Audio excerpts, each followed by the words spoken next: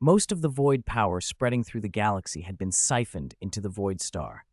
The planet-sized thing, twisted and alive, began to glow a sickly purple.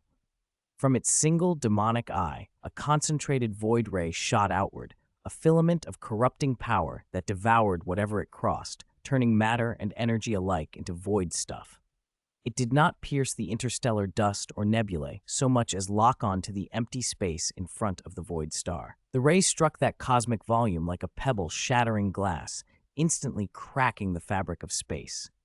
Under the impact, hidden spatial turbulence writhed free. The rifts opened like wounds. Within them, violent eddies of space lashed out, twisting nearby matter and energy into malformed shapes. As the void star's eyes swept slowly downward, the ray descended in tandem, cleaving the void like a blade and widening the breach into a deep, terrible spatial rift. Inside the torn region, a chaotic vortex seethed, greedily pulling in everything nearby. Sometimes a spur of turbulence would explode outward, loaded with lethal fluctuations that could shatter an asteroid in an instant or punch a planet-sized hole in a world. Through all of this, the void star itself remained ominously calm, untroubled by the maelstrom it had unleashed. Its enormous bulk and the thick shield of void energy around it shrugged off the turbulence's gravity and lashing eddies. The rift it had carved was vast. Under the ray's relentless pressure, it grew to a size capable of swallowing a planet. That was precisely the point, and exactly what Thanos needed. To him, the Void Star was the Sanctuary 2 Reborn, a titanic living vessel, only larger, almost planetary. He intended to push it through the breach into the wormhole beyond, out of the galaxy, and, he hoped, out from under celestial scrutiny. Thanos could not be sure whether the Celestials could pursue them across such a rift. He knew their power qualitatively, but not its limits. What he did know was he could make their job harder. He would leave the galaxy in shambles. The Celestials would have to deal with the catastrophe he created, and that delay would buy his Void Legion time to hide and regroup. When the rift finally reached a traversable size, the Void Star cut its output. The light in its demonic eye dimmed. The purplish-black veins in the whites of its great eye had thickened, evidence of the enormous energy spent. Without lingering, and under Thanos' command, deep pools of void power surged from the star's surface. Empowered by that energy, the living planet tore itself free of its sun's gravity and shot toward the opened gap. The world thundered through space, leaving a trailing wake of purple void energy. It plunged into the rift without hesitation and vanished into the roiling turbulence beyond. What it left behind was silence and ruin. Across the galaxy, planets that had fed on the void power were stripped bare. Their surfaces went black and desert-barren, lifeless. Even starlight glanced off them without catching. The galaxy's central sun, sapped by the extraction, went dim as if pushed prematurely toward death. And the breach did not close. Unlike the temporary spatial tunnels made by conventional ships, carefully engineered holes that would self-heal after use, this rupture had been blasted open by brute void force. The gap was enormous and soaked in void power, which prevented space from knitting itself back together. Worse, the rift kept widening. Turbulent eddies tore at its edges and accelerated its growth. Left unchecked, it would behave like a ravenous maw, expanding until it devoured the galaxy and perhaps neighboring galaxies, swallowing whole swaths of the cosmos into an endless abyss. This was the catastrophe Thanos left for the Celestials. He hoped such a disaster would be more than a distraction, enough to slow the Celestials and give his Void Legion the breathing room to vanish and grow in secret. Back at Earth's dividing line, no matter what riots or calamities raged in distant galaxies, Earth, still the only living world in the Sol system, had so far avoided total collapse. Apart from humanity's own violence and conflict, the most dangerous alien threat nearby, the Deviants, were being hunted down by the mages of Kamartaj, the Eternals, and Tony's team. On the coast of New York, in a secluded manner, Noah was hosting an unusual welcome banquet for his family.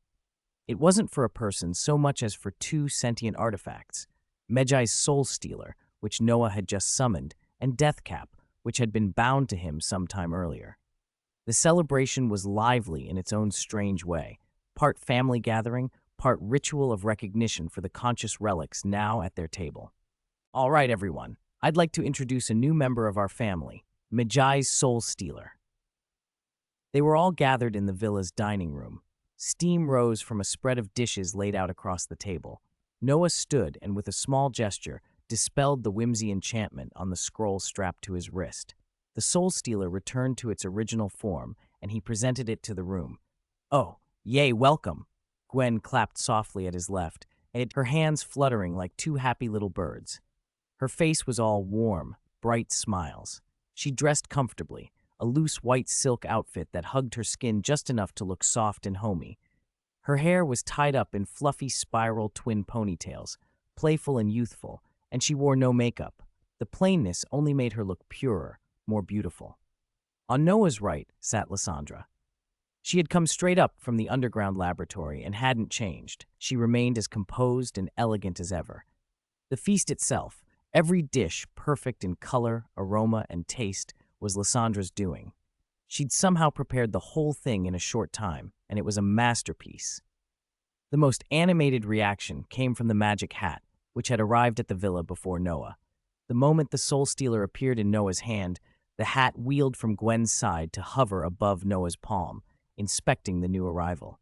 It circled, giving two little puffs of blue fire, not an attack, merely the hat expressing excitement, then glanced at Noah. The hat's brim flexed as if it had a mouth. A blue glow flickered inside, as though it were asking why Noah needed another artifact when it already had one. "Mau Mau, this is the Soul Stealer," Noah said, holding the hat for a moment and then setting the scroll on the table. "Like you, it's an artifact from Runeterra. From now on, it's part of our family. You two need to get along." Although both items came from Runeterra, Noah wasn't sure whether they'd ever met before. Rumor had it the Book of Murder and Damau had once been in the possession of someone named Morello, but Noah treated that as gossip. The magic hat swayed its brim, releasing a soft blue-purple shimmer. Noah felt a little packet of information pass through him. The hat had memories. "Oh, you've seen it?" he murmured, amused. The hat's response seemed to confirm it. If the two artifacts had crossed paths long ago, then all the better. They had a fated connection. "Noah, this banquet's for you, and for Mau Mau too," he told the hat with a grin, "to make up for the welcome you never had." As he spoke, a burst of red soul force rippled from the Soul Stealer. A tiny question mark icon, a little registration ping, blinked over everyone's heads as the scroll announced it had fully joined their household. Gwen, Lysandra, and Noah sat down and began to enjoy the meal, but Noah had prepared a special kind of food for the artifacts. 4 faintly glowing objects, the Space Stone, the Soul Stone, an Overlord rune, and a Resolve rune, were placed at the far end of the table. Taken out into the world on their own, any of those items could spark wars and greed. Here, however, they simply floated on the table, emitting pure energy. Artifacts couldn't digest human food the way people did. Although the magic hat liked to be fed scraps and hovered beside Gwen and Lysandra to accept their offerings, not everything was meant for a mouthless scroll. Pure, powerful energy, the kind these objects released, was a better meal. It strengthened them, and for artifacts, that kind of nourishment equated to a sense of satisfaction. "Huh? Noah, did you get another world rune?" Gwen asked, surprised at the green rune sitting next to the Resolve rune. Noah had already explained the Resolve and World runes to her before. Gwen was from Runeterra too, but runes weren't common knowledge there. In the memories of Isolde that Gwen had inherited, runes simply didn't exist. Isolde had been an ordinary person. "No," Noah said, "this is a new rune. Its power is strong and unstable, still dangerous." He admitted his control over the Overlord rune was limited. That made placing it next to the Resolve rune a conscious choice. The Resolve rune would suppress the Overlord rune's harmful pull on people's hearts, letting the Overlord rune release its power slowly and safely without needing to leech Noah's own magic to stabilize. The magic hat, seeing so much raw power gathered opposite it, got excited. It opened its maw, flew across the table, and began to draw in the floating energies. Noah set the Soul Stealer on the far side as well, and sent a quiet spell to guide it to absorb magic too. The hat's glow changed as it took in the Overlord rune's red magic. The light in its mouth shifted to the same crimson, but otherwise it remained the same. The Soul Stealer, too, had pulsed and registered with the family, and now both artifacts drank their fill of the ambient power, settling into their new place at Noah's table. When the four divine artifacts manifested in the restaurant, the room filled with a heady blend of gem energy and raw magic.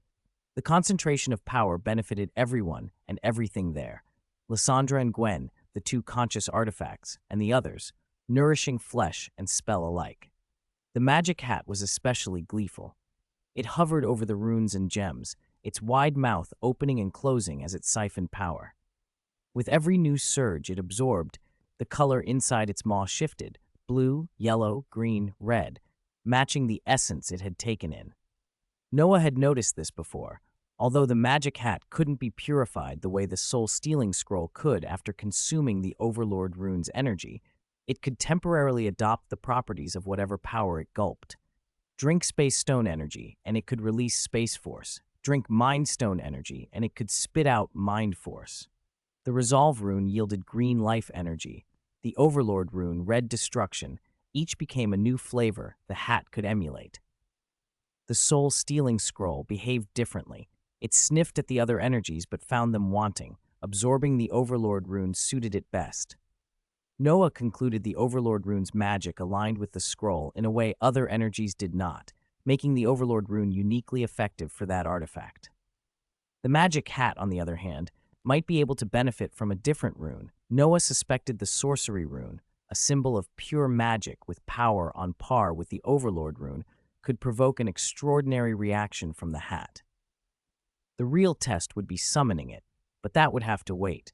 Noah had only just called up the Overlord rune and didn't want to rush into another world rune. As the artifacts feasted and the atmosphere eased, Noah's earlier anxieties about the coming fight, about traveling into space and confronting Celestials, began to loosen. Sitting at home, surrounded by Lysandra and Gwen, his resolve hardened. Protecting his family and this life was the strongest motivation he had.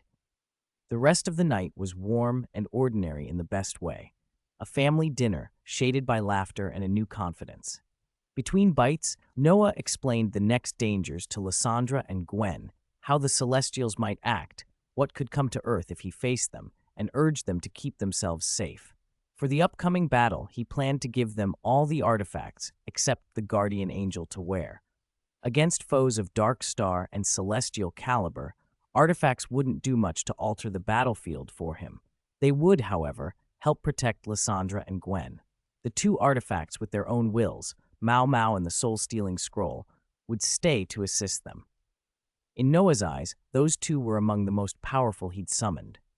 While they ate, Noah mentioned the swords and other weapons.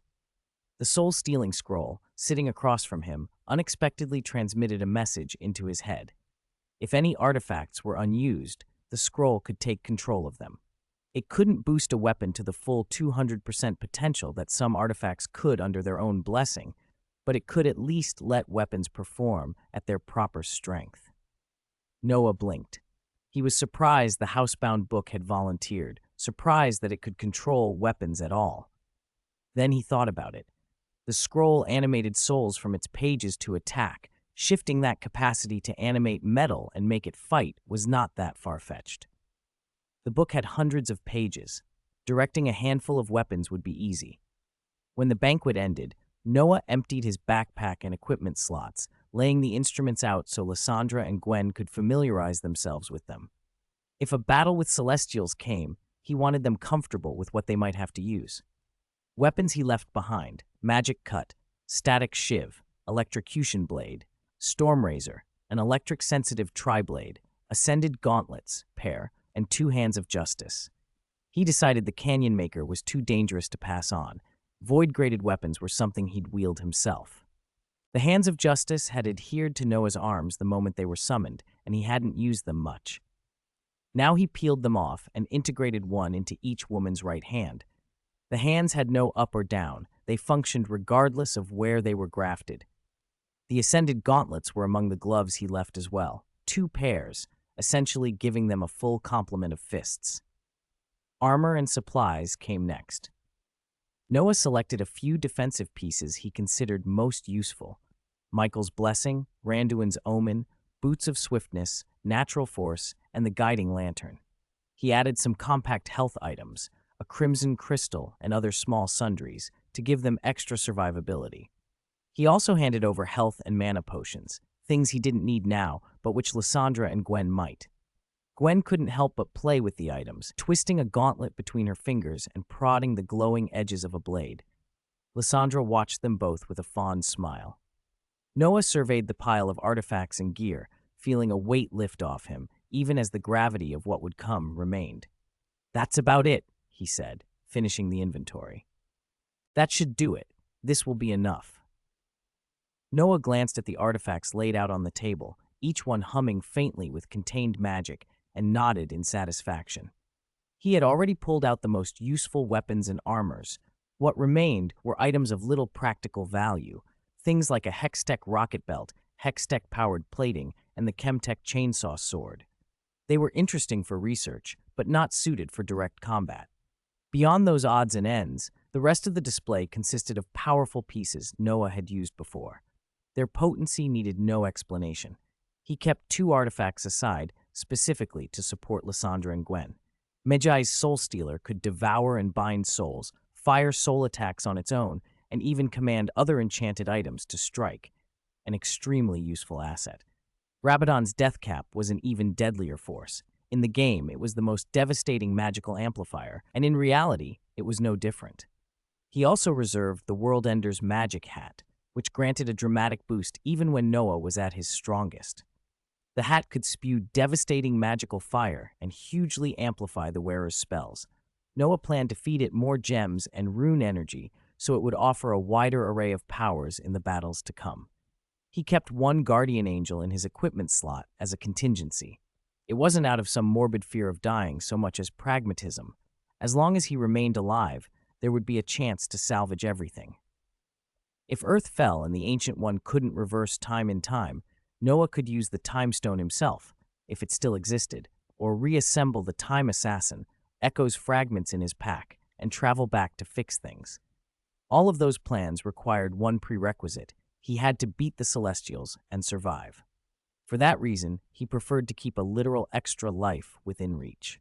Next, Noah walked Lysandra and Gwen through the artifacts, how they worked, what threats they might face, and above all, the single imperative of the coming days: stay safe. Their assignment was simple and vital: guard the sanctum where the Ancient One resided, and ensure she could perform time reversal whenever necessary, without interruption. Noah then drew a faint trace of each weapon's magic and bound those echoes into the soul-stealing scroll. The scroll's first few pages, which already held the enslaved souls of deviants, now carried imprints of several artifacts as well. The relationship wasn't identical to master and slave. The artifact's signatures were more like resonant echoes, and the soul-stealing scroll could use them when needed. Lysandra listened seriously. Gwen, who had been more playful with the trinkets at first, sat straighter as the tone in Noah's voice made the gravity of the situation clear. Still, something nagged at her attention. She'd noticed it from the beginning of the day. The way Noah and Lysandra looked at each other felt different, familiar in a way that pricked at her memory. It was like watching 2 people who had a history she only half remembered. Gwen's mind flicked back to other images. Noah's gaze had sometimes held that same softness when he'd looked at her. The thought flushed her cheeks and made her heart stir. Noah. He'd called her once, and when she didn't answer, stepped closer. He waved a hand in front of her face to snap her out of it, but Gwen remained distant. With a grin, he pinched her cheek lightly. Her skin was warm and soft beneath his fingers. "Ah!" she squealed, half embarrassed, half surprised. Noah laughed, easy and bright, and in that sound the strange, tense day let itself slow down toward a quiet close. He felt prepared for whatever came next, confident in the plan and the people beside him. The next morning, with the gear distributed, Noah took Lysandra and Gwen to the New York Sanctum at 177 Bleecker Street. The main hall was already full. The Ancient One and several Kamartaj sorcerers stood together, and others who knew of the celestial threat had been summoned. Members of the Eternals, Tony Stark, Bruce Banner, and more. Noah had called everyone he could think of who might be needed for what was coming. That morning, while Lysandra was up early preparing breakfast, Noah woke with a buzzing at the base of his skull. His vision wavered, and disjointed images, stretched by light and shadow into ambiguous patterns, flickered behind his eyes. He focused, and from the chaos, a single clear image resolved. A massive, crimson metal deity bathed in gold light, countless meteorites orbiting like a halo, hovering over Earth as if judging it. Arishem the Judge. Noah recognized the god from visions and from tales. Arishem's presence meant something monumental was imminent. He didn't chalk the vision up to fatigue. Over time, his strength and soul sense had given him a second sight, an intuition, a sixth sense for looming events. Summoning Malzahar had awakened even more of that prophetic edge, honing a nascent seer-like ability in him. This vision was the sixth sense flaring, an omen, not a hallucination. After breakfast, Noah called the meeting. He explained what he had seen and why the sanctum needed to be defended at all costs.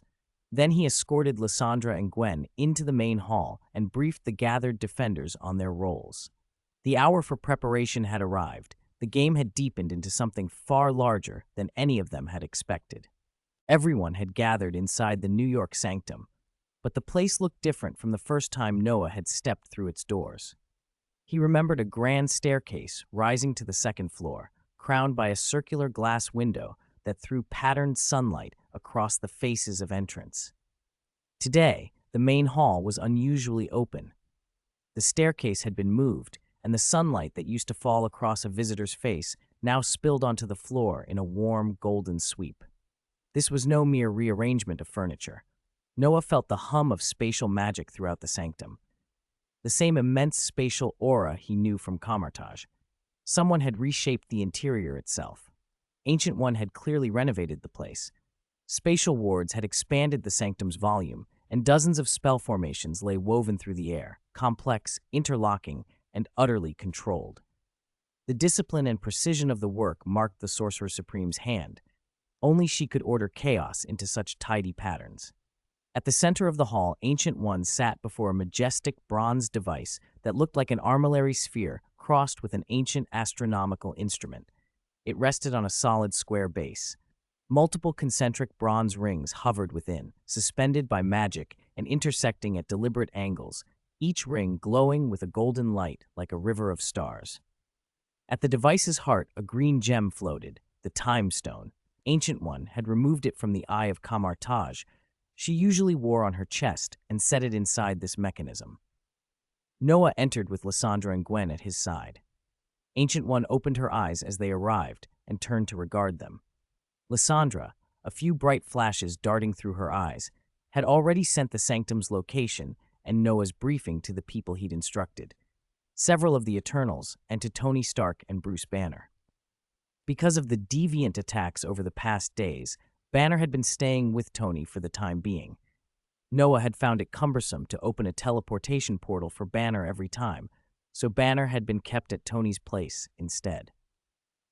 As soon as Lysandra finished the transmissions, everyone who received them dropped what they were doing and rushed to the sanctum. Noah greeted Ancient One and told her what was about to happen. Yesterday, when he told Ajak that he had killed the Celestials in Earth's core, Ajak had returned to Kamartaj and informed Ancient One. Both had gone solemn at the news. If Celestials in the core had died, others across the cosmos would surely learn of it, and the final battle would be at hand. Ancient One had come early to make final adjustments to the huge time reversal spell formation she had laid into the sanctum. The time reversal formation is ready and can be activated at any moment, she said. She had already replaced the old planetary defense grid with the new time reversal formation. Its range was vast, and because time magic was among the most arcane of disciplines, she had built the system with every fail-safe she could conceive. Time magic could go awry in frightening ways. Things could shift into different eras or back up into parallel timelines. Even with the Time Stone in her control, Ancient One did not claim mastery over time itself. Any slight misstep risked temporal backlash. Caution, therefore, was essential. Noah and Ancient One then went over the defensive arrangements for the sanctum. Besides Lysandra and Gwen, Noah planned to deploy several powerful nanobot units. Nanobots struggled against true dimensional demons, but they could mop up lesser foes. And if those demons came as avatars rather than in their full forms, Constructs like Warwick, Noah's advanced combat nanobots, might be able to hold their own. He also brought up a key concern. Once the protective shield that had long hidden Earth was removed, how many dimensional demons and other spatial entities would take notice? Noah wanted to know how many would turn their attention toward Earth once it was exposed. Ancient One listened carefully as they discussed contingencies, both of them aware that the next hours could decide the fate of the planet. To cast a time reversal spell that covers the entire Earth, you must build an enormous formation, one whose range spans the whole planet. Constructing something that vast in a short period is all but impossible by normal means. For generations, the three sanctums together maintained a gargantuan protective field, a shield forged by successive sorcerer supremes that kept dimensional entities from laying eyes on the Earth. If you want to convert that shield into a global time reversal formation quickly, you cannot follow the old procedures. You must adapt the existing architecture, alter the ancient shield itself, temporarily convert its infrastructure into a time reversal matrix. That was the solution the Ancient One devised. It worked. The time reversal formation was in place. But Ancient One had warned from the start about the price. By converting the shield, they had torn down the centuries-old barrier that hid Earth from other dimensions. With the shield gone, every dimensional entity with an appetite for new worlds could sense the change. Not every dimensional demon cares about Earth, but the very fact the Sorcerer Supremes invested so much in that shield is evidence enough that many do. The defensive field that has guarded Earth was fully converted into a time reversal formation 2 days ago, the Ancient One said, her voice grave. Those dimensional beings may not have noticed the change at once, but 2 days have passed. They are beginning to sense the world is exposed. More importantly, she continued, if Arisham the Judge, or any Celestial, descends today, the energy fluctuations will broadcast across the multiverse. Once other dimensions focus on Earth, they will see it as undefended and vulnerable. That will tempt some of them to reach out. Noah stroked his chin. He had met dimensional beings before. Mephisto could project avatars through the old shield, so he was skeptical of anything claiming it couldn't send its true body to Earth. The reality was harsher. A demon's full strength normally depends on its native plane. To expose a true body in a foreign realm is dangerous for most of them. Most of those demons won't come themselves, he said. They'll send pawns. But there's one we must prepare for above all, Dormammu. The Ancient One had fought countless dimensional entities across the years. One name always warranted special caution. Dormammu, she said. He is uniquely dangerous, brutal, greedy. He has long coveted Earth and sought to fold it into his own dimension.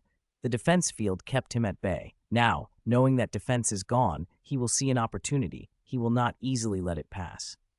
Noah's gaze sharpened. If they lured Arishem and the others away to fight elsewhere, the time reversal formation on Earth would be their safeguard, kept active by the Ancient One to prevent the battle's aftershocks from annihilating the planet. But that same formation and the focus it required would be a magnet for Dormammu if he chose to act. Back during Strange's confrontation with him, Strange built a time loop to trap Dormammu personally. Here, the situation was different. The time reversal field would have to be sustained across the entire planet. An Ancient One would be the one continuously channeling it. If Dormammu came fully powered, no one else could realistically defeat him while she strained to maintain the spell. A fully realized dimensional lord is not something we can simply defeat in the field, Noah said aloud. Our primary task will be to deny Dormammu the ability to expand his domain into the sanctum, to buy the Ancient One the time she needs to hold the time reversal in place. Behind Noah stood Lysandra and Gwen. The Eternals had also arrived at the New York sanctum while Noah and the Ancient One spoke. Tony and Banner were still en route. The Eternals had been at Kamartaj recently, and with the Sorcerer's help, they had been portaled to the sanctum as soon as Lysandra sent word. Ajak and the others had been curious about the sanctum's inner workings, but seeing the gravity of the discussion, Ajak motioned for silence. They listened quietly to learn what they would face. Noah finished outlining the plan. Then the sanctum's main doors opened. A gray-silver Iron Man armor strode into the hall. lights tracking as it hovered an inch above the floor. Tony Stark's suit always announced him before he did. A moment later, Bruce Banner emerged, moving with a limp and rubbing his shoulders, lagging behind the armor, Tony's shadow in metal. "Ugh, Tony, can you not fly so fast next time?" Banner complained, wincing as he took in the roomful of protectors, sorcerers, and immortal warriors, every one of them bracing for the same directive. Hold the line, keep Dormammu out, and give the Ancient One the seconds she would need to keep the world from unraveling.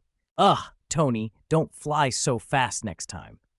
Banner stepped out from behind the destroyer armor, his legs wobbling. After a few unsteady strides, he grabbed the armor's waist to keep from falling. "Banner, wasn't it you who said we should fly fast so people couldn't see your face?" Tony shrugged, hands spread in a helpless gesture. They'd been having breakfast at Stark Tower when Lyssandra's message came through.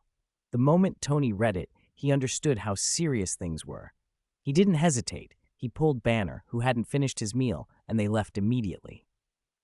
Tony picked the most powerful suit he had on hand, a destroyer armor modified from the destroyer. Judging by Lyssandra's intel, a decisive battle could be imminent, so he chose brute force. They'd flown there through the sky, Tony carrying Banner. Banner had asked, quietly, that no one be able to see his face. Tied to Iron Man as he was, anyone around Tony would be under an intense spotlight. Banner didn't want the world recognizing him. He was still a wanted man. Tony obliged. He piloted at a swift but controlled speed so Banner wouldn't be jostled, and told Jarvis to deploy a narrow electronic interference field around them. The field disrupted nearby electromagnetic signals enough that cameras and photographs from below couldn't pick up Banner's features clearly. On landing, Banner complained to the pilot about the speed. He'd almost thrown up his breakfast. Tony reached to pat his back to calm him, but the motion ended up pushing Banner off balance. He stumbled and fell to the ground. Noah, who had been outlining potential threats to the others, glanced up at the commotion and his brow twitched. He exhaled, and a faint green wind, the resurrection wind, spiraled from his mouth, circling Banner's head before sinking into his body. The grogginess evaporated instantly. Banner popped to his feet, suddenly alert and energetic, as if he hadn't spent the night on edge or barely eaten that morning. "You okay?" Tony asked, watching his expression. "I'm fine. Great, actually. Let's hurry. They've started." Banner dusted off his clothes, paying little mind to the healing. He recognized Noah's work, the same remedy he'd received before. "All right, if you're good." Tony nodded, and they moved inside. A crowd had already gathered. "Hope we aren't too late," Tony said as they approached. "You're a bit late. You missed some important news. Let the person next to you fill you in," Noah replied, then turned to the Ancient One. "Since everyone's here, Sorcerer Ancient One, please give everyone a buff." Ancient One didn't need Noah to explain what he meant. When Noah had discussed the time reversal spell with her earlier, he'd asked a crucial question. Would people keep their memories from before the time reversal, or would those memories be lost as time flowed back to the locked point? Ancient One had answered that. Normally, memories would be erased. The world and its minds flow backward with the reversal, and only the caster of the time reversal remains aware. But she'd also told Noah there was a way around it. If she cast a time magic spell on individuals, they could retain their memories and return to the locked point with awareness intact. Noah had opted to have Ancient One cast that spell on everyone gathered. If they kept their memories through reversals, they could learn from previous encounters, the same way players learn a boss's mechanics through repeated attempts and get better each time. Noah didn't expect perfection, only an edge in battling the dimensional invaders. If, after a few reversals, their skill and knowledge reduced the pressure on the temple, their burden would be lighter. Ideally, the biggest threat left standing would be the invaders themselves, like Dormammu. There was a serious downside, though. Anyone who retained memories and then died during a loop would come back with the vivid memory of their death branded into their mind. The sensation of dying, the despair and fear, was not something most people could bear. Worse, a single person might experience that death memory multiple times. Each replay would be another assault on their psyche and could cause severe trauma. Noah could only hope they didn't die in battle. If someone developed PTSD or similar conditions because of these repeated death memories, he'd consider using the Mind Stone to treat them once the fighting was over.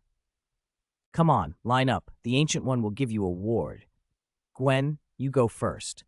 Noah explained what they were about to receive and gestured Gwen forward. Her bright voice answered, "All right," and she stepped up to stand between him and the Ancient One, smiling with curious anticipation. Noah? Gwen prompted. Noah is not in the original. Revert to original dialogue. Oops. The Ancient One inclined her head at Noah's signal, then shaped a series of subtle hand seals. The bronze instrument beside her, a strange device of concentric rings and a green gemstone at its center, began to hum to life. Light poured from the gem. The power of time gathered and flowed up into the Ancient One's hand. She drew it carefully, and then guided that energy to circle Gwen's slender wrist. Under the Ancient One's precise control, the time energy condensed from a flowing aura into thin green lines over Gwen's skin. The lines linked into sigils, then into a small, radiant bracelet that settled on her wrist. It was the same image people associated with Dr. Strange's time loop. Not the exact same spell, but the form was unmistakable. With this, the Ancient One said, you will be able to keep your memories through the time reversal. She withdrew her hand and looked to the next person in line. Lysandra stepped forward. Noah didn't need one himself. The reversal Noah foresaw would be limited to Earth, and he would not be on Earth when it happened, but the bracelets were essential for everyone who would be there. As the bracelet locked into place around Lysandra's fair wrist, a thought flashed through Noah's mind. If the time reversal only covered Earth, where did that leave the moon? If the moon were destroyed in the coming attack, would it be gone for good? If so, the Inhumans living there would be irreplaceably lost. At best, Noah could later try to reform the debris into a new moon, but those people would be dead. It was an ugly possibility, and he put it aside for the moment.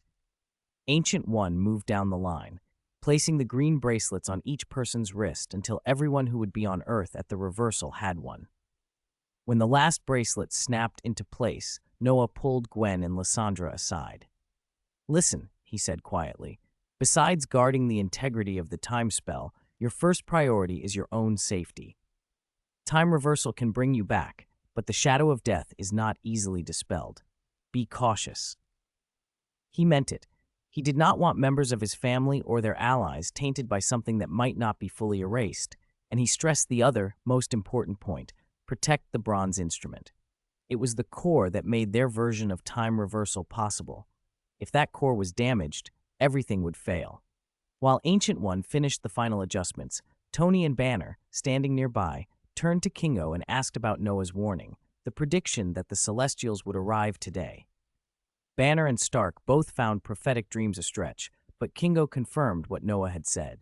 Given who Noah was, they couldn't dismiss it outright. Noah gathered everyone's attention. One last time, our primary mission is to protect this sanctum, and above all, the core. He let the words land. Civilians, cities, they matter, but right now, they're not our main priority. If the core holds, the time reversal will undo many of the outside effects. We can't save everyone on the ground if it means losing the core. Tony bristled at the implication. The idea that he might have to let people die hit him hard, but he didn't argue. Afterward, he sent a few terse messages to Pepper, telling her to clear her schedule and go to the lowest level of Stark Tower's shelter. It would give her a better chance. The Ancient One finished the last bracelet and came to Noah's side. Noah, it is almost time, she said. She intended to mark the present moment as the anchor point. When they reversed time, they would return to this instant. No invasion, no Celestials, everyone gathered in the sanctum. Okay, Noah replied. But wait a moment. Lysandra, have Warwick and Blitzcrank arrived? He wanted one more confirmation. The nanorobot's combat unit, Warwick and Blitzcrank and their swarm, were a critical defensive asset. Lysandra nodded. They're overhead, above the building. They've gone into optical stealth and are standing by. Outside, above the New York sanctum, Warwick and Blitzcrank hovered with legions of nano-combat units. They were cloaked and ready. All right, Noah turned back to the Ancient One. You can begin. The Ancient One returned to the chair behind the bronze instrument. At Noah's cue, her eyes closed. A calm, focused expression settled over her face. The instrument awoke once more. The green radiance from the time gem intensified, and the concentric rings began to spin with new purpose. Green sigils flared across the instrument's bronze surface. Far beyond the sanctum, well into space, enormous green patterns began to form, echoing the runes on the device. The fields connected and expanded like ripples, a vast lattice of magic that reached out and wrapped around Earth itself. Green sigils of green energy unfurled in high Earth orbit. The strands of time energy linked them together, forming a single, vast magical shield that wrapped the planet. Such a colossal circle in the sky should have been impossible to miss. Yet the Ancient One was using the Sanctum's original defensive magic circle to cast a time reversal, and that old circle had a concealment function built into it. The time reversal borrowed that concealment, hiding its own traces. Even so, the scale of what she was doing made total secrecy impossible. While ordinary people and orbital monitoring satellites registered nothing, a few gifted individuals on Earth caught a brief, fleeting glimpse of green in the sky. Some could not tell whether it had been real or a trick of blurred vision. Some thought it a bad omen or a sign from God. Others were certain they had seen the sky filled with green energy, but had no idea what it meant. Inside the sanctum, the ancient bronze apparatus was at full power. A complex assembly of intersecting concentric rings spun and rotated over the instrument. Time energy eddied around it, and bronze bands turned in irregular rhythms, occasionally revealing the green gem at its heart. The Ancient One herself had her eyes closed and did not open them once.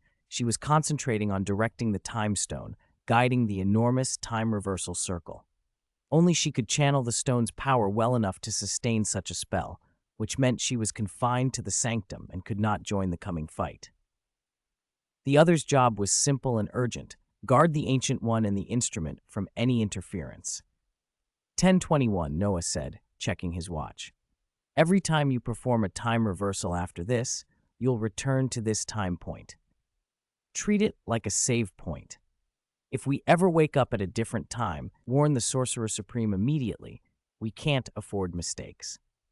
Reversing time was delicate work. Even with the time stone, an error could send them to the wrong moment, or worse, into a different parallel universe.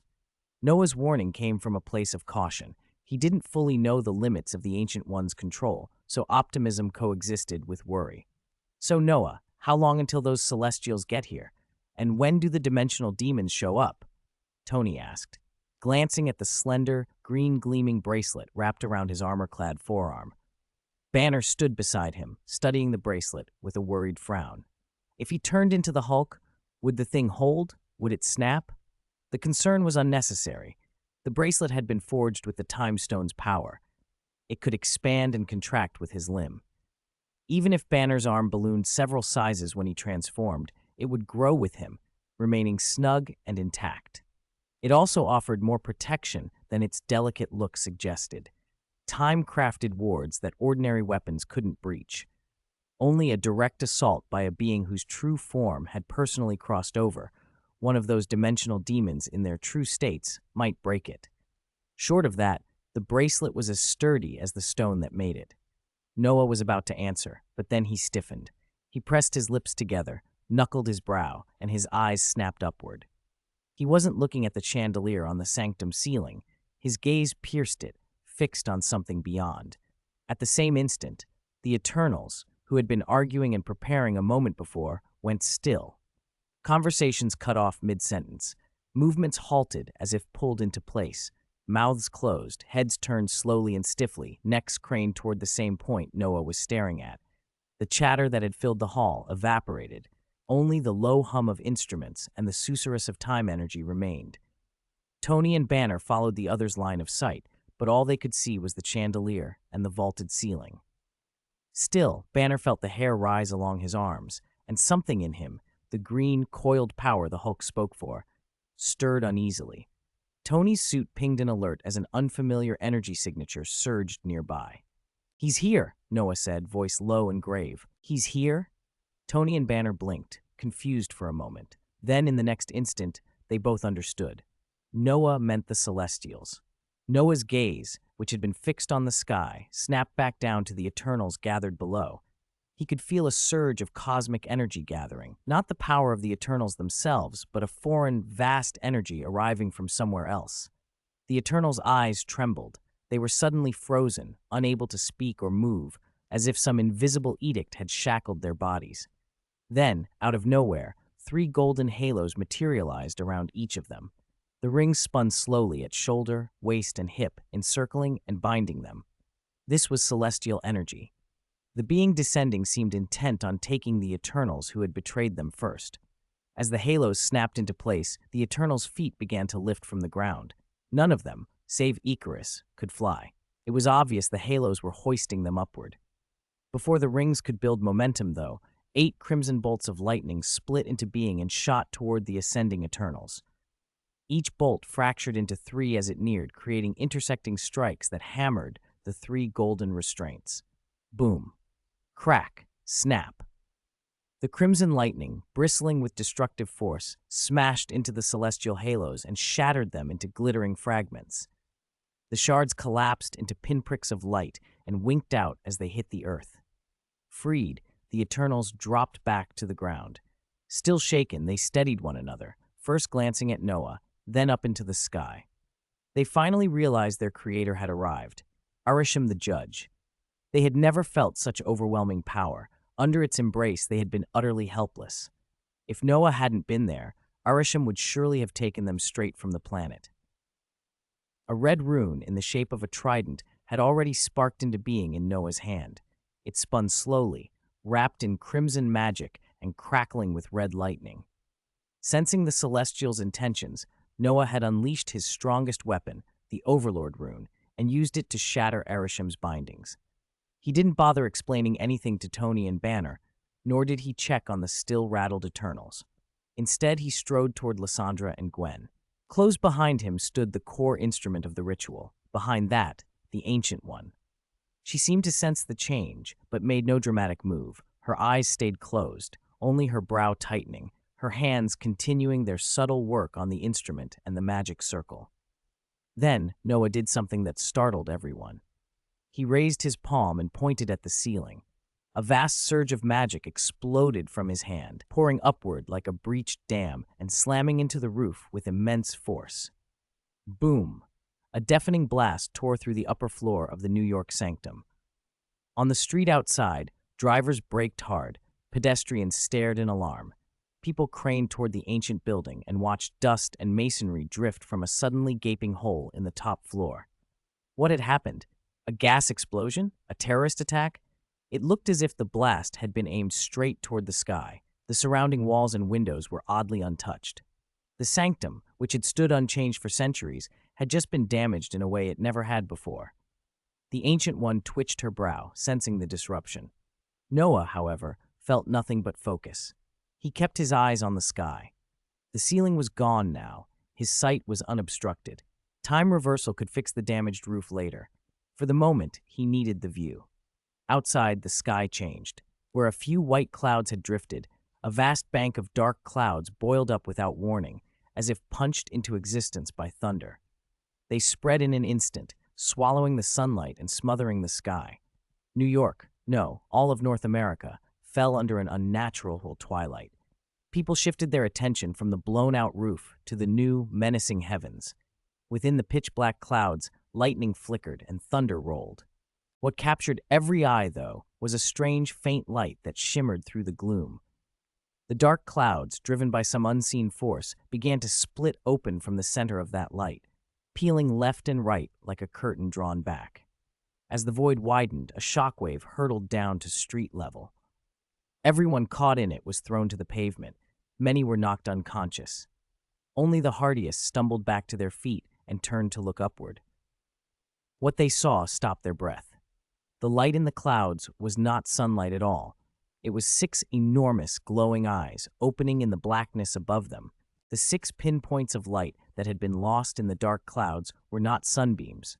When the clouds were ripped open by some unknown force, everyone at last saw what the lights really were. A face of impossible scale, like a god blotting out the sun and moon, filled the sky. The 6 lights were its eyes, deep, bright and sun-like, staring down at the planet. Those who still had breath after the impact's aftershocks craned their necks, mouths falling open, sounds snatched away by shock. They stared at the colossal visage as if it were an unnameable terror. Thoughts scrambled. What is that? Why is there a giant in the sky? Is Earth being invaded again? Is this the end of the world? Observers in North America could make out only sections of the face and vague shoulders.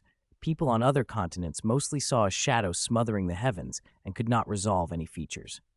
Some might have taken it for a strange eclipse or another inexplicable astronomical event, but no one could remain calm. Fear and unease bloomed in every chest. Inside the New York sanctum, Tony and Banner wore faces much like everyone else's. Utter astonishment. They had heard Noah call the Celestials massive, but even after hearing, nothing prepared them for the sight of one. By the proportions visible, the being's size seemed comparable to the planet itself. Tony and Banner, being scientists at heart, couldn't help but run through practical questions. If a planetary-scale body hung that close, wouldn't its mass tear at Earth's gravity? Wouldn't tidal forces wreck the planet? There is gravity between any two masses, and a planet-sized giant would, in theory, impose catastrophic gravitational effects. Yet nothing of the sort occurred. The Celestials' own natures prevented them from altering planetary gravity, an intrinsic attribute that insulated Earth from such pull. The Eternals and the others nearby looked equally stunned, some bordering on fear. Most of the Eternals had had their memories wiped. Aside from Ajak, this was their first sight of Arishem the Judge. Moments ago, they had nearly been flung into space. Having now witnessed the Celestials' power, and knowing they were labeled traitors, their terror was only natural. Even Kingo's calves trembled. Noah, who had been restless and on edge before this confrontation, reacted differently. Seeing Arishem, he went still. Composure settled over his face without a flicker of panic. He summoned his system silently. From his backpack, an experience card materialized, the Dark Star Thresh, slipping into his left hand. He gripped it tight, ready to call on its power. Arishem the Judge had paused at the edge of the corrupted void galaxy only briefly. After sensing Tiamut, the celestial left in Earth's core, had perished, he rushed toward the planet without hesitation. In his awareness, both the force behind Noah and the corrupted void's power were not native to the universe. They sprang from beyond, other multiverses outside the Marvel universe. Each posed an enormous threat, tremors in the balance of the cosmos. After considering the evidence, Arishem judged the danger at Earth to be more immediate. Someone had already acted against the Celestials and had killed a Celestial. The corrupted void galaxy, though hazardous, had not yet shown the same urgency, so he turned his attention here first, intending to resolve that crisis before addressing the void. He regarded the blue planet hovering below. He expected to sense the overwhelming power that had once opposed him, an impression remaining in the memory of one of the Eternals. Yet that force was absent. He could pinpoint the traitorous Eternals and the human who had unleashed the purple-black power, their locations registered clearly. But he could not detect the same menacing presence from that past memory among the humans. Instead, he found an aura resembling cosmic energy, an apparent counter to the purple-black force.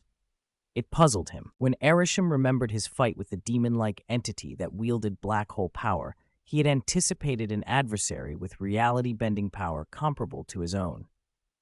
Now the human in question did not radiate the expected level of energy. He did, however, sense the signatures of 2 infinity stones on that individual.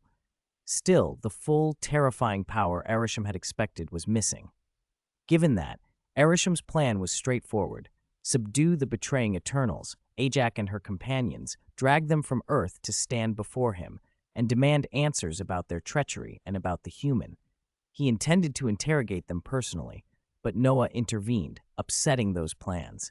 And as Arishem turned his attention back to the human, he detected something else, another force from outside the universe.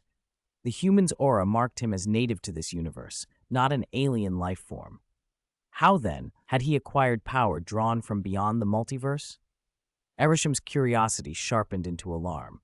In the next instant, the thing Arishem had been searching for flared into being, and it was centered on that human. The dread that had been missing before was suddenly undeniably present, focused and alive on a single mortal. Erisham the judge felt it again, a power of staggering strength and malign intent, a force that seemed to bristle with hostility toward entire galaxies and the lives in them. For the first time, Erisham understood that everything he had read from that human before had been a deception. In the 6 light-filled sockets of his eyes, cosmic energy roiled like a raging inferno. The Celestials had not taken casualties in ages. To be threatened by an uninvited presence from outside the universe enraged Erisham. The very prestige of the Celestials felt besmirched. Still, he was a judge, a being of principle. He did not simply smash the planet beneath him. If he were to destroy a world or a civilization, he would observe it thoroughly, weigh it impartially, and then pass sentence. The memories of the Eternals might prove an excellent subject of inquiry. Why had Ajak and the others turned on their creators? Had the lives on this planet corrupted them, or had they been deceived by that human wielding such dark power? Erisham raised his colossal hand and extended it toward the human and the eternal. To him, it was a mere gesture. To the people of Earth, a terrifying god was bringing a sky-obscuring hand down over them. The sky went dark. Screams and wails erupted across New York as residents realized they lay directly under the falling palm. As the hand plunged into the atmosphere, flames licked its fingers and palm. Air friction ignited against its surface. Meteors behaved the same way when they burned through the sky, but the Celestials' bodies were not ordinary rock. Whatever alloy composed them was the hardest known in the cosmos. Vibranium and adamantium were trivial by comparison. The hand plummeted at speed. Air compression and friction sent a blast of heat racing downward. Impact followed. Glass screamed and shattered from every skyscraper. Only the soundproof, sturdier structures kept standing, while shoddily built towers crumbled. People buried in the wreckage of collapsed buildings were knocked into unconsciousness or worse. Tony Stark found himself voicing the obvious. Nearby, buildings folded under the force. He panicked briefly. Hadn't the Ancient One been performing a ritual close by? Would this power disrupt her work? When he turned to look, a blue mist had already gathered around him. No, it wrapped the entire temple. They seemed untouched by the physical devastation. Silken stream, the holy aura Gwen had released, flowed like woven threads, embracing everyone at the temple. The mist glimmered and twined, blocking outward impacts. But Gwen's eyes narrowed. She felt a different force, one that pierced the holy veil and focused on Noah standing before her. "Noah!" she cried. "Noah!" Gwen's call barely reached him. He stood frozen, the full weight of Erisham's attention bearing down on him. The flaming palm and the shockwave were collateral, the outward signs of a far subtler blow. Erisham had aimed his cosmic power directly at Noah, still in human form. Boundless energy pressed on him. Noah's body strained under it. The Resolve rune embedded in his chest and the Overlord rune on his hand flared as they fought along with him. Even together, his strength and the 2 world runes could only hold the Celestials' might for so long. Still, that brief resistance bought Noah a sliver of time. In his other hand was a trial card, the Dark Star Thresh. With trembling focus and a press of his finger, the card's surface spider-webbed with cracks. Purple-black light leaked from between the fissures until the card dissolved into motes of darkness and sank into Noah's body. "Remember," Noah said, voice strained but clear as the power poured through him, "you must preserve the integrity of the time reversal spell formula." He gave Lysandra and Gwen a last urgent look and then nodded.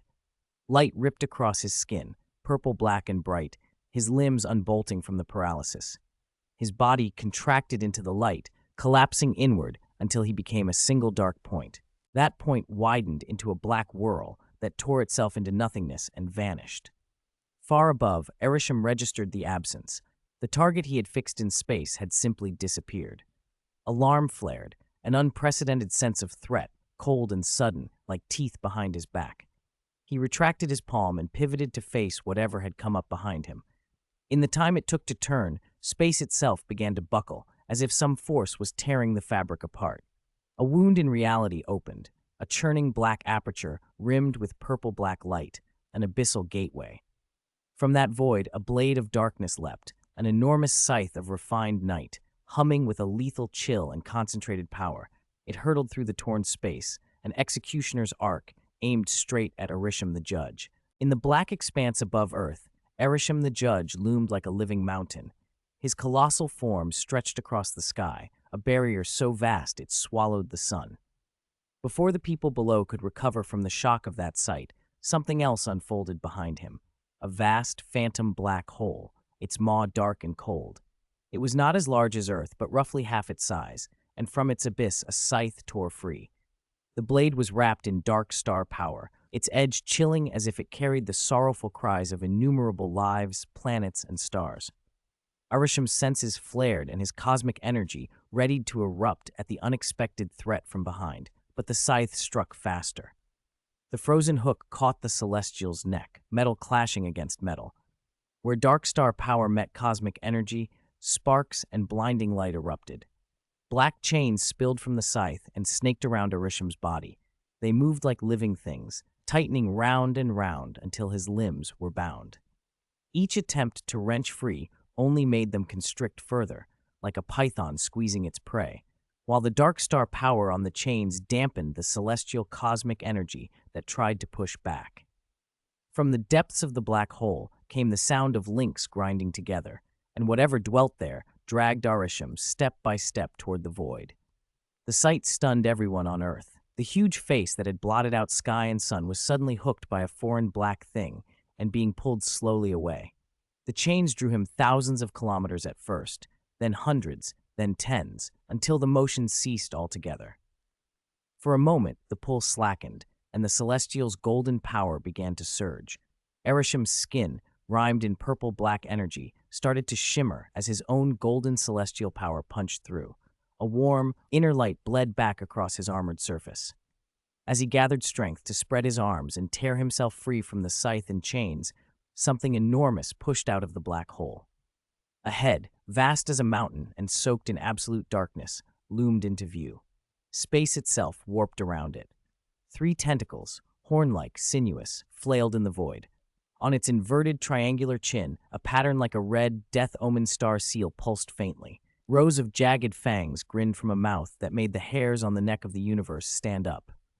The thing regarded Arisham like a predator eyeing prey. Light flared in the 6 eye sockets of Arisham's face, the cosmic fire within them snapping to life. He finally saw the true form of this intruder from beyond the universe, and for the first instinct, resolved to free himself and question its purpose. He had broken the suppressing force. His restraints were failing. He braced to throw off the scythe's hook and rip the chains apart. Then the demon head laughed, a low, mocking sound that rolled like thunder from a bottomless pit. The laugh seemed to feed the black hole. Its edges began to pulse and swell, infused with a sudden ravenous energy. The purple-black maw expanded with brutal speed, its rim flickering and devouring everything in its path. Meteoroids, shattered debris, even abandoned satellites that had been sent spinning by the clash of gods were swallowed as the vortex grew. A sheet of purple engulfed Arisham. The pull felt eerily familiar, the same tugging sensation he experienced in the old black hole teleports he had used roaming the cosmos. The void unfurled, wrapped him, and then stopped expanding. The edge of the black hole hung in space a few hundred kilometers from Earth's surface, an immense, purple scar almost touching the planet. For the first time in living memory, almost half the globe could see a cosmic phenomenon of such scale. Where once only those who had witnessed Arisham's face in North America might have understood what they were looking at, now the black wound in space was visible across entire hemispheres. Panic flared like wildfire. People who had never imagined their deaths had ever mattered watched sunlight dim and feared the world would be ripped away. Then, as suddenly as it had swelled, the black hole recoiled. Its boundary, which had reached out to the edges of the atmosphere, collapsed inward at terrifying speed until it contracted to a single pinprick of light and winked out of existence. The void vanished. The debris-strewn space thousands of kilometers above Earth calmed as though nothing had happened. Sunlight returned, but no one on the surface was comforted by warmth. They had been brought face to face with annihilation. For many, life had already played past like a film. Regaining composure would take time, and a universe's worth of questions hung in the air about what had come through that hole and whether it had truly gone. First came the giants that blotted out the sky, then a cosmic black hole hovering at the edge of the Earth. The events people had just witnessed were beyond anything anyone could have imagined. Compared to this, past alien invasions looked tame. When Arisham the judge descended, the world's communications went dead. The Celestials might not affect the planet's gravity, but Arisham's enormous energy field scrambled electromagnetic signals. One hemisphere was plunged into panic. The other didn't even know what had happened. When Arisham and the black hole both vanished and the electromagnetic interference faded, networks came back to life. In less than a minute, the global internet overloaded as everyone tried to talk about what they had seen. Dark clouds, a giant face, a black hole. Some people posted panicked accounts, others were exhilarated. Those on the other side of the world were bewildered by the flood of information. They'd only had a brief outage. They wondered, how could such a colossal event have been set off on the other side of the planet? What was the mysterious face that had shadowed the sky? Where had the black hole come from, and why had it disappeared as suddenly as it had appeared? Was it a movie? A hoax? Governments scrambled as soon as communications were restored. Investigations confirmed that in the areas that had experienced the phenomena, the online accounts were not fabrications. Something unbelievable had happened. While officials prepared emergency meetings, entire regions, particularly across North America, had already descended into chaos. In countries with strong religious communities, many took the vision as divine warning. The end of the world was nigh. They spread the message frantically and organized mass gatherings and protests in fear and supplication. Panic fed panic, social order frayed. Where gun ownership was legal, the breakdown became more violent. Opportunists used the pandemonium to loot, burn, even kill. Streets were no longer safe. Gunshots and screams echoed through neighborhoods as people ran for shelter. Inside the New York sanctum, Tony Stark, Bruce Banner, and several Eternals were slowly coming back from shock. They stared at the spot in the sky where Noah had ceased to be visible, and they thought about the black hole that had swallowed Arisham, the black hole that, by all appearances, might have come from Noah's hand. "Lysandra, do you think Noah will be okay?" Gwen asked, voice tight, eyes fixed on the empty air. She glanced up again, anxious, then turned to Lysandra.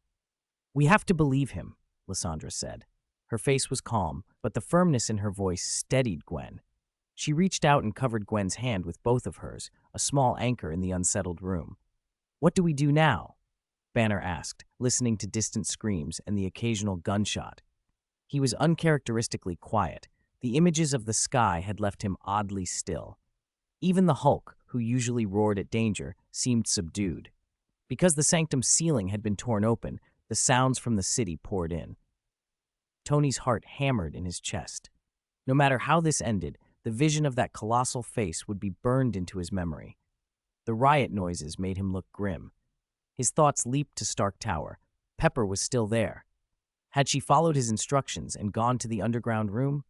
He barked at Jarvis to connect him, and when the call went through, relief washed over him. "Pepper, where are you?" Tony breathed. "Tony, what the hell happened? What's going on outside?" Pepper's voice trembled. On the TV behind her, news feeds looped footage of clouded skies and panicked crowds. "Are you in the underground room?" Tony cut straight to it. "Yes, I'm in the underground room, like you told me." Her voice was steadying. "Happy's here, too." Happy Hogan, the bodyguard Tony'd insisted on having at Stark Tower, was dutifully nearby. Tony exhaled. "Good. Both of you stay there. Whatever happens, do not come out. Happy, protect Pepper. Don't let her out of your sight." He didn't know if Pepper had speakerphone on, but he heard Happy's reply instantly. "Okay, boss." "You don't have to keep yelling at them, Tony," Banner said quietly, having watched Tony's two emphatic commands. "We're almost certainly going to perform a time reversal, or more than one. If we do, anything you tell them now will be undone." Tony glanced at him and realized Banner was right. If they rewound time, his admonitions would be wiped away. Yet the reassurance he'd felt after making the call was real. He'd anchored their safety in the timeline before any rewind. If the clocks turned back, Pepper and Happy would already be in the underground room. Next time, he probably wouldn't need to call to be sure. But for now, hearing Happy's voice steadied him a little, and that mattered. Aren't we supposed to be dealing with what's happening outside? Banner asked, voice tight with concern as the sounds of panic drifted down through the open ceiling. Screams from pedestrians, metallic crunches of car collisions, and distant gunfire threaded through the air. Everyone exchanged looks. Our most important task is to guard this sanctuary, Ajax said firmly. She had quickly steadied herself after Erisham the judge vanished from Earth's vicinity, and now she watched the group with steady eyes. Whatever happens outside will be returned to normal once time reversal is activated. We cannot afford to be distracted. Ajak understood why everyone wanted to run out and help. Their instincts were to aid those in danger, but she believed their duty here took priority.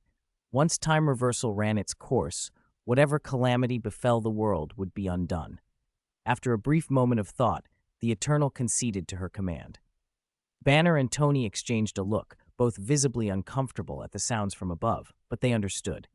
Then let's hold this place, Tony said, clenching his fist. Spikes along the destroyer armor flashed coldly as runes began to glow, one by one, the same runes Odin had inscribed on the destroyer long ago. The armor needed those marks to reach its full power. Tony had never found a way to activate them himself. Noah had lit them for him a few days earlier when he'd intended to use the destroyer armor against the deviants. The enchantment had held. It was a relief. If anything broke through, the destroyer would be at full strength. Any idea when those dimensional creatures might arrive? Banner asked, loosening his cuffs as if preparing to rip off his shirt at a moment's notice. Lately, he'd been trying to preserve his clothes. Losing another shirt, every transformation felt wasteful. No clue. Best case, they don't show up at all, and we wait for Noah to return, Tony replied, shrugging. The whole idea of dimensional demons had been a shock. Who knew there were so many hostile entities in the multiverse, and that so many would look to Earth as prey? They were just about to move to cover different sectors of the sanctuary when the Ancient One, seated in front of the bronze array control and normally composed, spoke sharply. They've arrived. The word snapped everyone to attention. Ajak's brow tightened. Tony activated Jarvis and fed it the network for immediate reconnaissance. Banner looked around, confused. Who arrived? The enemies? Found them. Tony's voice was low as Jarvis streamed footage inside his mask. The videos were real. No trickery, no Photoshop. Since the Celestial had departed, strange phenomena had erupted around the globe. In one city, the sky itself had cracked open, an expanding rift revealing alien planets and coils of black energy. In dozens of places, bizarre creatures simply appeared in crowded streets and were filmed before anything could be done. The fate of those cameramen, Tony couldn't say. The monsters were grotesquely varied. Horned, hellish beings with ram-like horns and red hides, amorphous, tentacled things that screamed cosmic horror, living currents of energy that pulsed and flowed like storms. With Earth's dimensional shield having been altered into a time reversal barrier, its previous defenses against interdimensional incursions were gone. The energy shock from the Celestial's arrival and the Dark Star Thresh had acted like a beacon. Dimensional predators detected the flux and converged on Earth. But the shield's sudden absence looked suspicious through alien eyes, so the first things to appear were scouts, vanguards sent by Dimension Lords to test the waters. Tony's gaze tightened. Everyone, be careful. One of these videos shows our location. He pointed as Jarvis replayed a clip. The scene matched the sanctuary. Get ready, Ajak ordered, moving to position people at the exits and over the controls. The sanctuary had to hold. Everyone, be careful. A dimensional creature just appeared nearby, Tony warned, his voice tight as he replayed the image from the video. What? Heads snapped up. Power hummed under skin as everyone readied themselves. Makari, the eternal speedster near the entrance, nodded at the druid after he translated Tony's words into sign language. In a blur, she flashed forward and through the doorway. 2 seconds later, she was back, as if she had never left. Before anyone could get a clear look, she was already in her original spot, signing frantically to the druid, trying to convey what she'd seen. There is indeed an enemy outside, and it is a giant octopus with a huge eye? Tony cut in before the druid could finish translating. He had seen the same footage the druid had relayed. The druid nodded. Tony's description matched Makari's frantic gestures. a flying, octopus-like monstrosity, a single enormous eye, and writhing tentacles. "Tony, do you know sign language?" Banner asked, puzzled. "No, I saw it on a live stream." "Watch out!" Tony answered, then froze as the feed showed the creature wrapping its tentacles around a car. 4 or 5 meters tall, it casually wrapped the vehicle and hurled it toward the camera. The arc lined straight up with the sanctuary's position. Boom! Only Makari and the druid had been near the entrance. Though deaf and unable to hear Tony's shout, Makari's reflexes told her something hit. The car's front smashed through the sanctuary wall, tearing a gaping hole. A crushed, mangled body slumped over the hood, likely the live streamer Tony had watched. They had paid for their thrill with their life. Makari had already dragged the druid to a safer spot before the impact. Everyone stood stunned for a moment, then peered through the breach. Across the street, the creature loomed, a multi-tentacled behemoth with a single, enormous eye that now fixed on the sanctuary and on the arcane instrument sitting at the far end of the room. "Get ready! It's coming!" Lysandra called from beside the instrument. She had eyes everywhere, videos, and the swarming nano-robots hovering above the sanctuary. Her drones had tracked the creature's approach and now warned the group. Several non-combat personnel moved to the back to support from a safer position. Tony and other combat-ready Eternals took stances. Banner tugged at his collar, his skin already tinged the first green of anger. Warwick and Blitzcrank, accompanied by swarms of nanorobots modeled after Blitzcrank, descended under Lysandra's command and charged toward the creature below. Dark Star, Thresh's perspective. Far, far from the solar system, in a meaningless corner of space, a black singularity blinked into being. It swelled instantly, a bruise of purple energy that became a massive, constructed black hole. Its presence warped the surrounding stars and ripped planets loose from their orbits as light and gravity bent and faltered. The black hole did not behave like any natural phenomenon. It writhed, expanded, and contracted at irregular intervals, as though something inside fought to escape. Under that strain, the black hole spasmed and finally detonated. A blinding surge of energy erupted outward, first a new, obscene star of light, then a violent cosmic storm that swept the galaxy.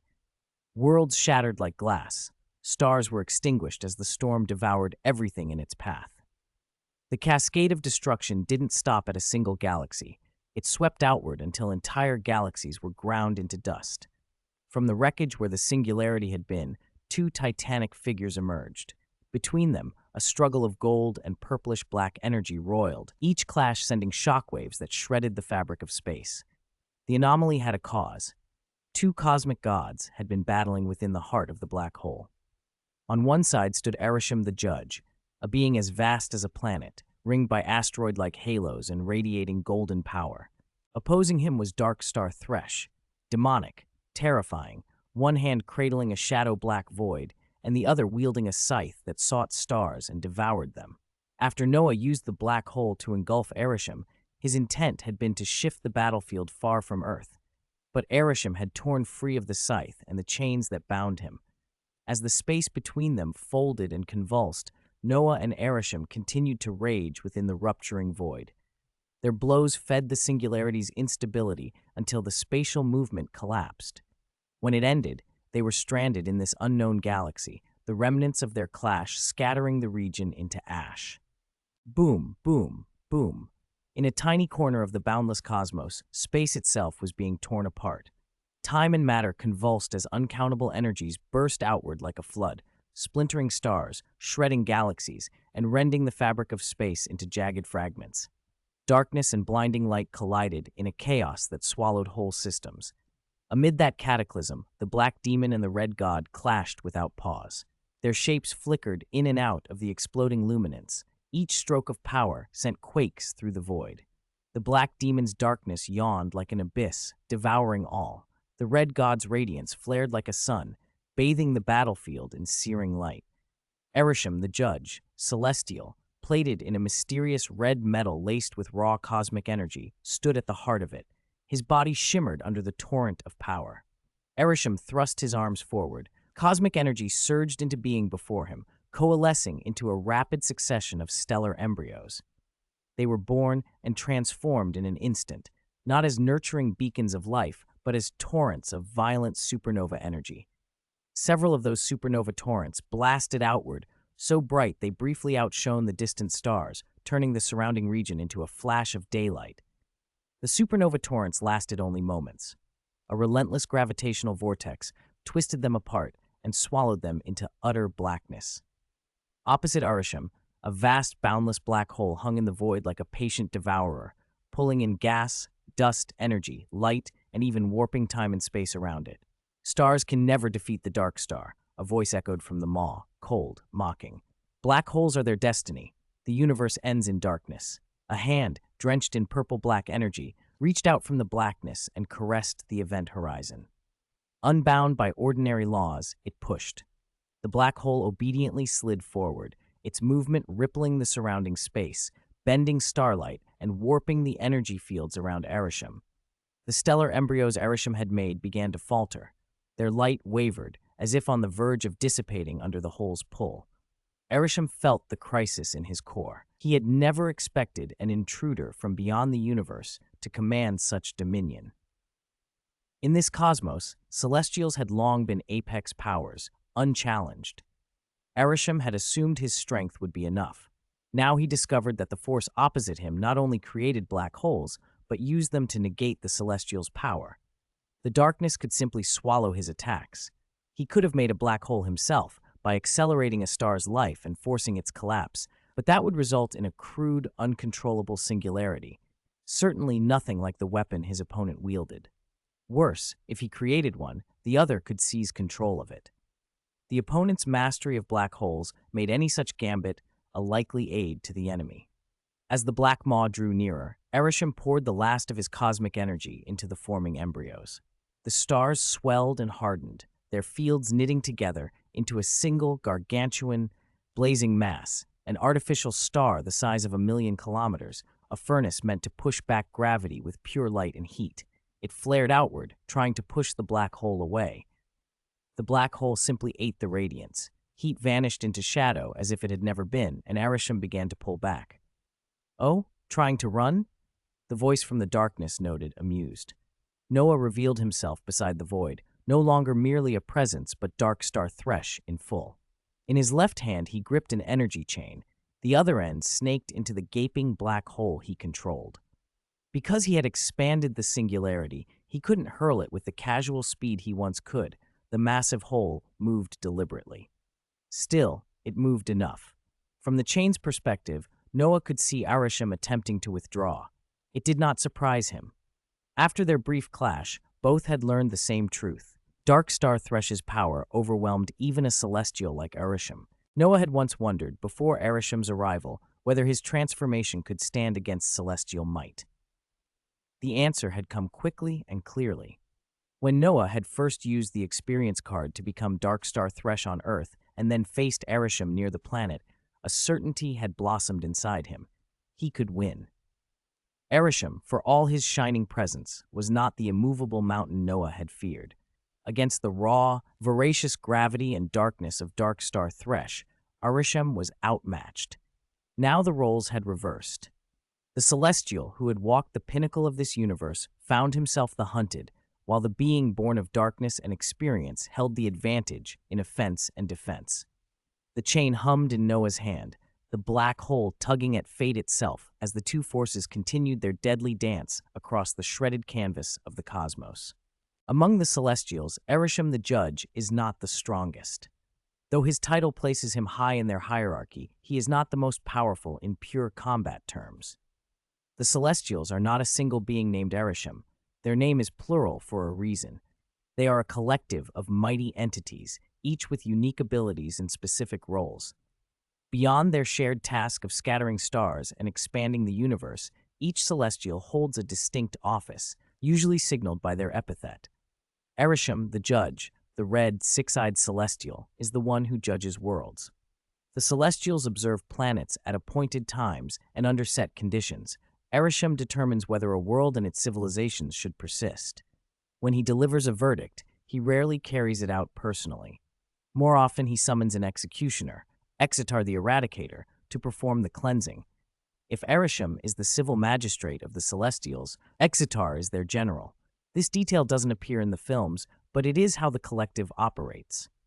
Other Celestials seen in the Marvel films include Nezar the Calculator, Analyzer Gamiel, Hargan the Measurer, and Explorer Ison.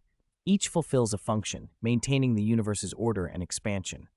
Now, Erisham faced an unprecedented crisis. He was not contending with a native being of this universe, but with an entity from another cosmos. Darkstar Thresh, second in command of the Death Omen faction in the Death Star universe. Thresh's power was not to be underestimated. When Noah assumed the form of Darkstar Thresh, he inherited a full measure of that power, albeit temporarily. Calling Thresh second in command barely captures the scale of his strength. To understand him better, one must look at the faction he opposes. The Death Omen stars are locked against the Star God faction, whose leader, the cosmic enchantress Ash, can birth countless galaxies with a single arrow. Her power is almost inconceivable. Thresh is not on Ash's level, but as the deputy of a faction capable of contesting her, his might is remarkable. Noah believed he could take Erisham in his current form. He even suspected he could handle one or two more Celestials. He had already felt how dark star power seemed to blunt the Celestials' energy.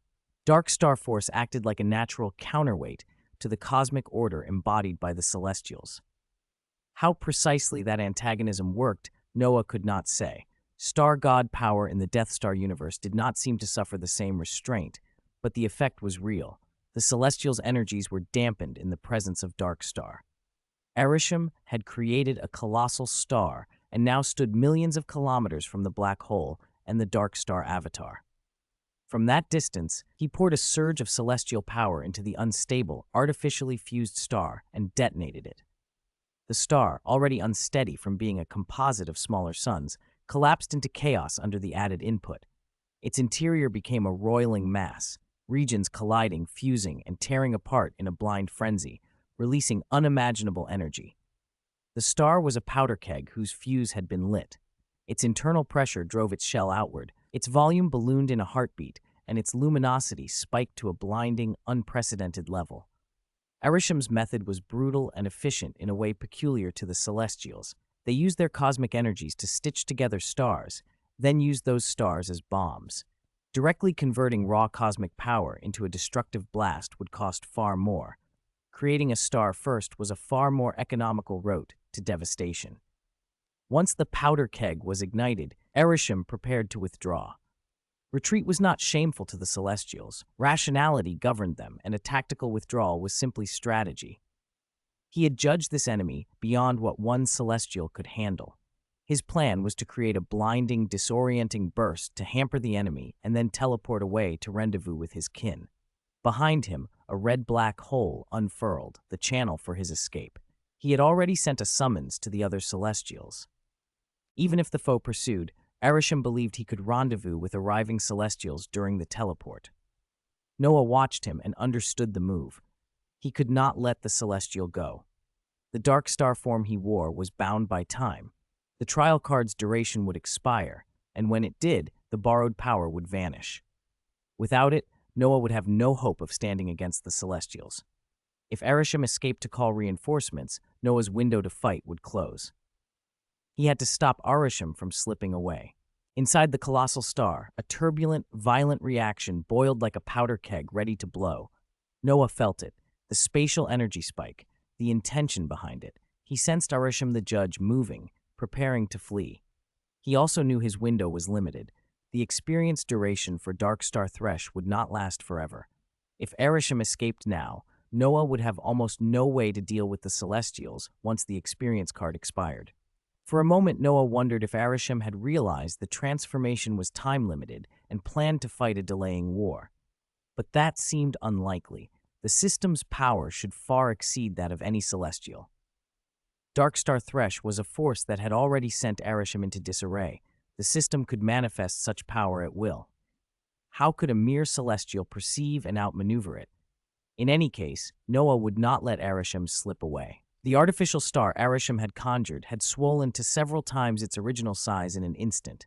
Its corona burst like a volcano, tongues of flame spouting across its surface. If it detonated, The blast would be enough to slow Noah, and that single moment would let Arishem open a crimson spatial black hole and vanish by his preferred method. Noah refused to allow that. With his left hand, he unleashed enhanced gravity. The black hole he summoned twisted the surrounding space, strangling any attempt at spatial movement. The red space the judge tried to rip open behind himself shredded and collapsed under the black hole's pull, forcing him to recondense it.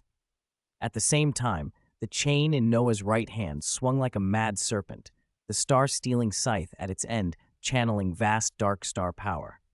The hook scythe twirled, summoning a storm of dark star energy, then was hurled toward the erupting star. On impact, the star-stealing scythe storm halted the supernova like wind slapped against a bonfire. Flames that had gushed hundreds of kilometers outward rewound as if time itself had been pulled back into the star. The dark star storm unfurled into a purple-black canopy and engulfed the sun. In an instant, the dark star power devoured it and twisted the body into a dark star. Dark star energy suppresses ordinary celestial bodies as if it were their natural predator. Within the Death Star universe, dark star gods routinely remake stars and planets into vessels of their will. Their endgame is the unmaking of galaxies, life, and finally the universe itself, though occasionally they spare beings of value, converting them into new members. Noah, however, had no intention of fully converting this star. The dark star's true lord was absent from this universe. Noah only wanted to stop the supernova and cut off Arishem's escape. The star-stealing scythe sank deep into the newly purple-black star. Noah lashed the chain again. The star on the end of it swung like a pendulum through the cosmos, its path wild and unscientific, tearing at the already chaotic galactic space. Then Noah let it fly, sweeping the massive blackened star straight at Arishem the judge, a pendulum of death crushing every shred of space in its path. Just as Arishem prepared to vanish into the red hole he had been forcing open, the black star rammed into him. Can you imagine what it feels like to be struck by a star? Arishem did not have to imagine. The black hole behind him shattered into fragments, and the impact turned Arishem into a streak of light that snapped from his original position. Noah checked the direction the judge had been flung, then casually sent the black star, still tethered to the star-stealing scythe, toward the yawning black hole. The chain danced. The black star arced into the maw and disappeared without trace. As the star-stealing scythe emerged, the star was gone. Noah waved his left hand. The ravenous black hole that had swollen to a terrifying size collapsed like a tamed leviathan and folded back into his palm. Noah moved next, a meteor of armor and shadow streaking through the void toward where Arishem had been hurled. His armored skirt trailed behind, stitched with the patterns of extinguished constellations, each tiny point of light a fallen world, each new point the tally of dark star Thresh's passage. Arishem, blasted by the hammer of that black star, coasted on inertia through more than a dozen galaxies, shattering planet after planet, until finally a solid world stopped him and the violence subsided. Boom. Arishem the judge had been hurled through world after world and across more than a dozen galaxies. The violent force at last spent itself when he struck a solid planet. This world was not pulverized outright as so many before it had been, but the blow had shoved it tens of thousands of kilometers from its orbit and torn most of it into dust. Only a shattered half remained, barely holding a shape. Arishem's vast body lay on that remnant, supine. Behind him, the planet's core, stripped raw by the vacuum, bled molten rock that drifted away into the black like a wound leaking red blood. The Celestial's body was embedded in the ruin. He heaved and strained, trying to free himself. Each motion sent up thunderous roars and cascades of fractured stone, but Arishem was badly damaged. Even the simplest effort cost him. Before he could break free, a purple-black hole opened in the orbit the planet had once occupied. From it, a figure crawled out and turned toward him. "Heh, flew a long way, didn't you? Is this your escape route?" Noah, currently transformed into Dark Star Thresh, couldn't suppress a mocking edge in his voice. Arishem had not come here of his own volition. He had been swung like a meteor. Noah found it deliciously appropriate to taunt a god who looked like he might be dying. Catching him had not been simple. Although Arishem had been flung across dozens of galaxies, he had not traveled in a straight line. He shattered pockets of space as he went, tearing open wormholes, tearing them again from within, re-entering the universe and repeating the process, like a ship making a dozen jagged jumps. Noah had had to track that chaotic path through unstable wormhole space to find where Ereshkigal finally ground to a halt. They were now an unknown number of galaxies removed from the one Ereshkigal had laid low. Up close, the damage was obvious. The red, armor-like plating that had once glittered with light was cracked and fissured. The chest region, where it had taken the worst of some black star impact, gaped open to reveal a golden inner architecture. Noah watched the inner workings of a celestial with the detached curiosity of a predator studying its prey. Gold energy pulsed through the exposed structures like blood. Beneath the armor, the god's body itself seemed less like flesh than a lattice of raw energy, dark matter and dark energy tangled with matter-antimatter collisions, forming a kind of higher-order power that didn't fit any normal physics of the reality universe. Even in dark star thresh form, Noah could not identify its precise nature. If that energy hinted at anything, it was that the architect of the Celestials must be an existence of unimaginable scope, something on a multiverse scale. Who that creator was in the cosmology of this universe, Noah didn't know. He only hoped that defeating one Celestial didn't mean summoning something older and worse. Ereshkigal looked near broken, and for the moment, unable to mount effective resistance. Still, Noah took no chances. He prepared a precaution. A ripple of black energy rolled off dark star thresh like oil on water. It became a wave and leapt outward at a pace that ignored ordinary time and space, sweeping through the whole galaxy. This system contained a central star and 6 planets in total. One of the planets had been smashed. The other 5 happened to sit at the corners of a near-perfect pentagon. Where the wave passed beneath those 5 worlds, dark vortices unfurled, holes large enough to swallow whole planets. From each vortex, a gigantic black hand emerged, like a demonic claw tearing up from hell. The hands rose beneath the planets, opened their enormous palms, and slammed down. Each world vanished into an iron grip. From the grasped spheres, streams of dark star power flowed into the palms, reached out across the void, twining and interlacing with the other streams until they wove a single colossal prison, a lattice of shadow that enclosed Noah and Ereshkigal both. The prison sealed space itself. No ordinary spatial trick could pierce it. Even a celestial's capacity for tearing through dimensions would be useless unless the shell itself were shattered. No use struggling, Noah said, spreading his arms as if to embrace the sight. Life's meaning lies in its end, Ereshkigal. There's no point in resisting. Let me watch a god fall. He took an odd pleasure in the rising panic, yet that terror did not come from the celestial before him. Ereshkigal remained as composed as ever, despite his wounds. The fear was coming from far away, a neighboring civilized world close enough to observe the commotion. Their technology was many tiers beyond Earth's, capable of interstellar observation and even limited traversal. Their global detectors had overloaded at the sight of 2 titans colliding. The readings exploded, systems failed, and sheer panic raced across the planet. Noah could taste that raw fear from across a galaxy. It pleased Dark Star Thresh. Noah felt it like music, but he had no time to indulge Thresh's small sadism. As the black prisons snapped into place, something unexpected occurred inside the shadowed shell. Space itself pinched and squeezed, and from that pressure a peculiar creature was forced out of the seam. It fell into the dark cage between them, and Noah's attention sharpened like a blade.